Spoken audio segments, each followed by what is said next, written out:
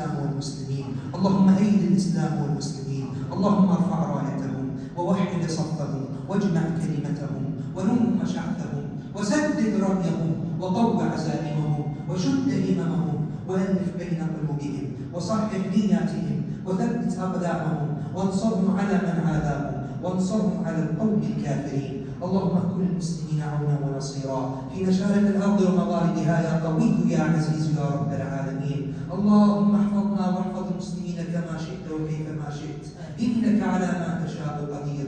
اللهم استر عوراتنا وآمن روعاتنا، اللهم اكفنا شر الأشرار وكيد الفجار وكيد الظالمين والحاسدين والحاقدين والكفار.